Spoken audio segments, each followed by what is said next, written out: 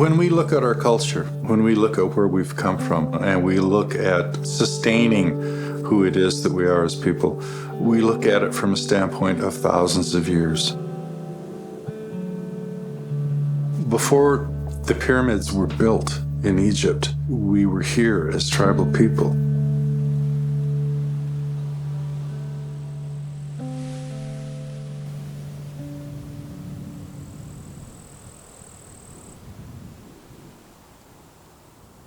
One of the things that we've always been blessed with as tribes in this area is living in a beautiful spot of God's creation.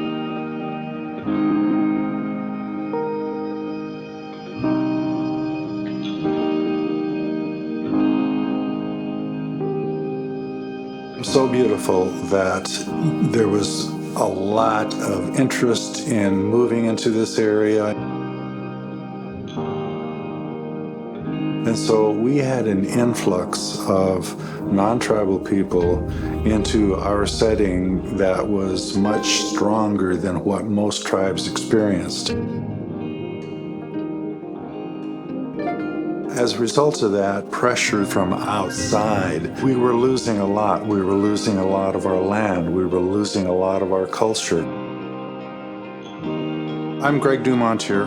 I'm an enrolled tribal member of the Confederated Salish and Kootenai tribes of the Flathead Reservation, a long name, but that's where we are. So from the very early connections with Lewis and Clark to Manifest Destiny and trains coming through,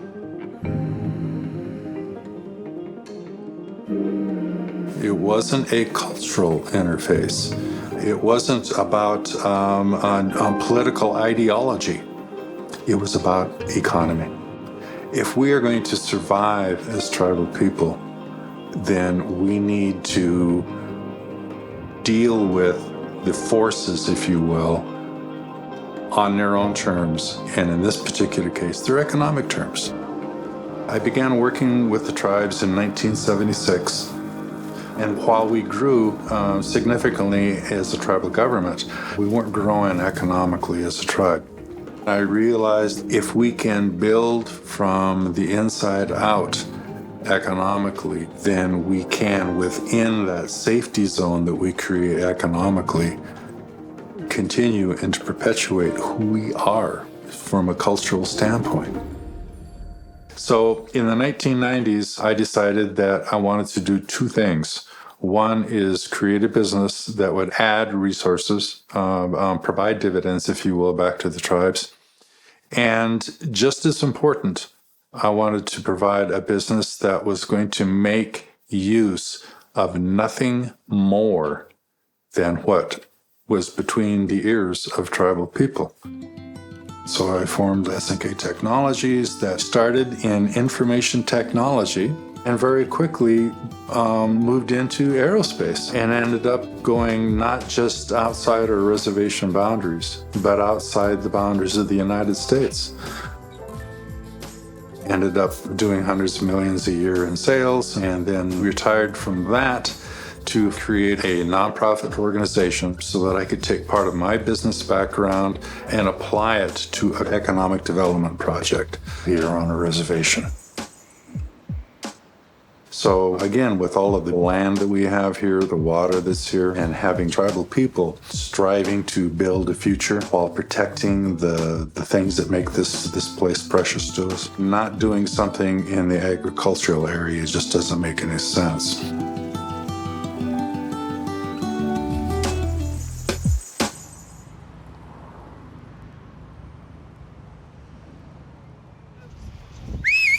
There we go. Come on. Come on, farmers. Come on, farmers. Yo! Rawhide. Yeah! Woo! That was fun. Raise your hand if you love arugula. I'm Fred Billings, and I own a landscape design and install business. I literally, when I was 17 years old, told God that I wanted to be part of his redemptive plan for the world's food supply, whatever that meant. So I did the most obvious thing a young man with that desire could do in Texas, which was to go to Texas A&M University and major in agricultural economics with an emphasis on international trade. Yeah, tie it off. All right, now pull that all the way to the outside. I spent many years studying organic growing practices.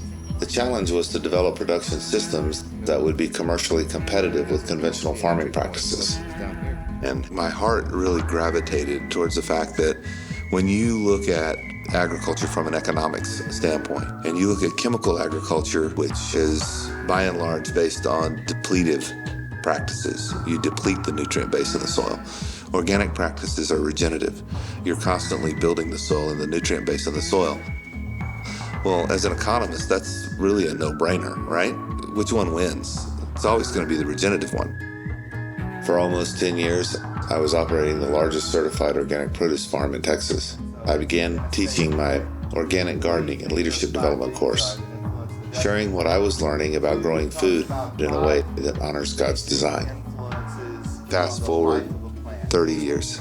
My brother and one of our dear friends were talking to DuMontier, who founded a nonprofit in Montana to support the economic development on the tribal land. 20-some years ago, SNK Technologies established the People Network, and so tapped into that network, and through the Texas portion of that network came the Texas Fred.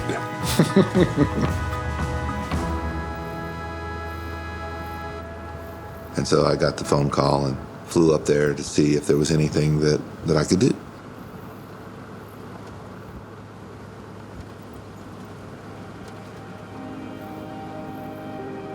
The Salish Kootenai people, in the Salish language, Scalihu means people connected to the land, people of the land.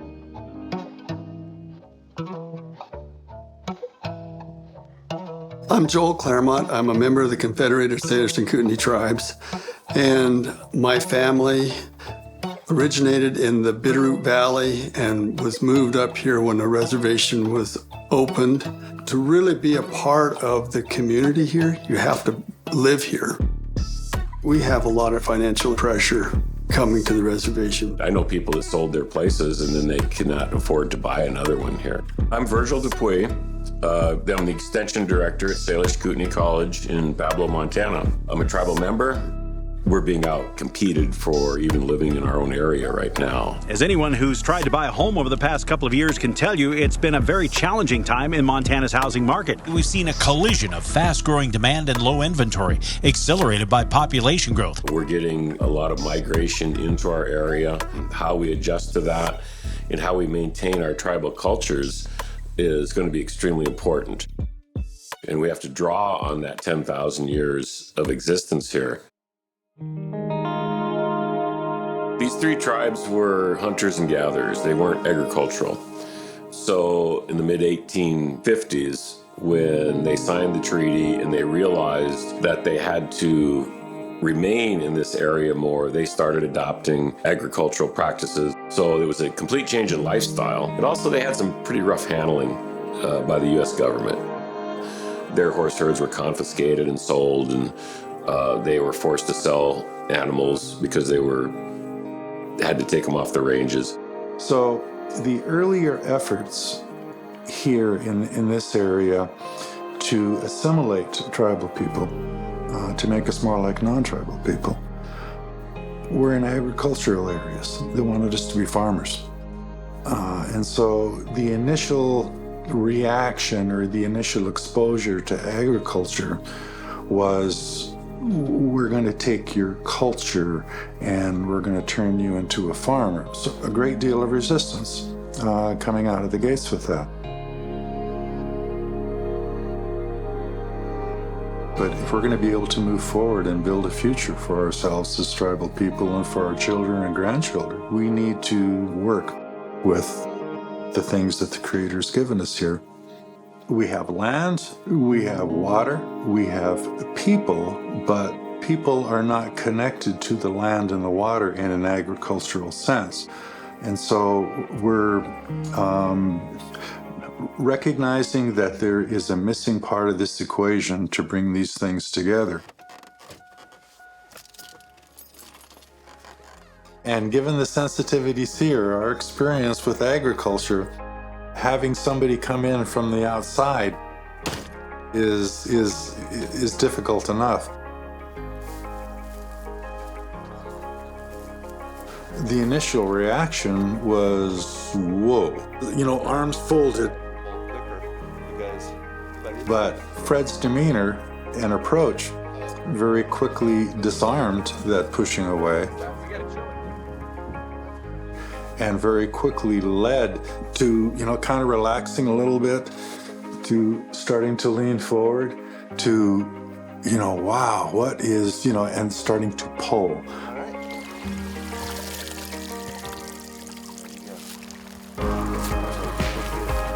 The relationship didn't happen overnight. It took over a year before we even decided, okay, let's actually do something here. And so I brought him in and said, we need to connect our people to the land, to the water, through agricultural practices here. Our historical experience with agriculture was one where we were beat over the head with it. We need to reverse that.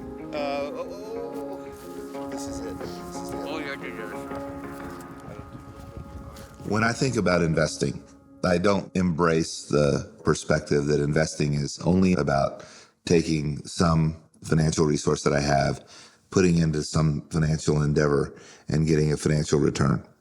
That is only one form of investment. There's a synergy associated with investing different forms of capital. If I'm investing my relational capital and my spiritual capital and financial capital and my intellectual capital, and I pull them together, then some amazing things happen. So one of those amazing things has been beginning to help the Salish and Kootenai people in Montana develop an agricultural economic plan for 120,000 irrigated acres of farmland in a microclimate.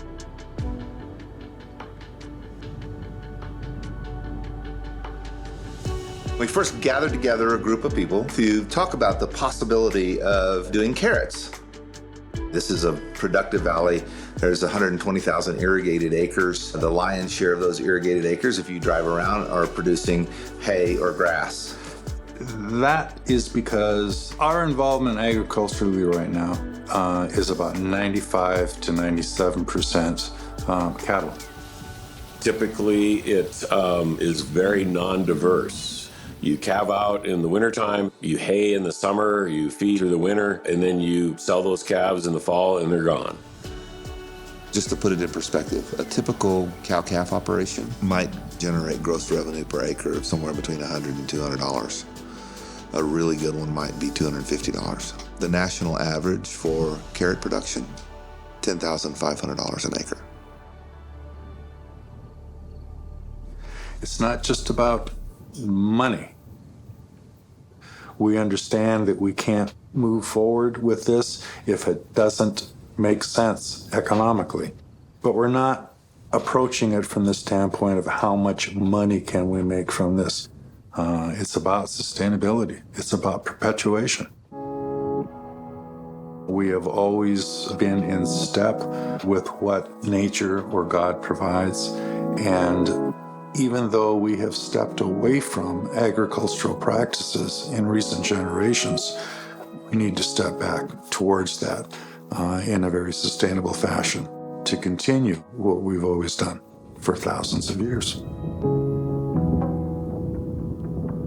When you look at a nutrient base in the soil that has the capacity to improve over time and improve itself, improve its structure and its productivity over time, from an economic standpoint, that is vastly superior to an economic model that says we're going to deplete the soil, we're going to deplete the resources that are in it, and we're going to only replace what was alive with inert chemistry. That's the direction that agriculture has gone over the last 50 to 70 years.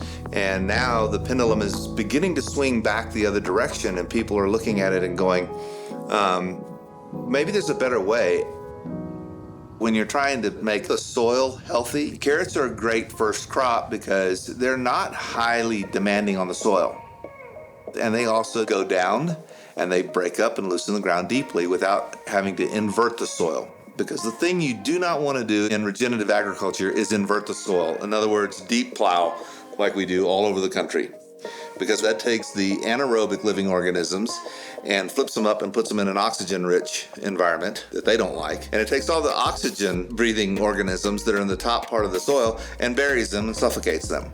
And so what we want to do is we actually want to keep those microbes in their environment and begin to feed them and build the living organisms that are in the soil. Carrots are unique in that they take 14 to 21 days to germinate. So seed in the ground and wait and wait and wait and wait and wait and wait a little more, and then all of a sudden, boop, 2 leaves. There's one there. Praise the Lord. That's great. It ain't a crop, but there's some.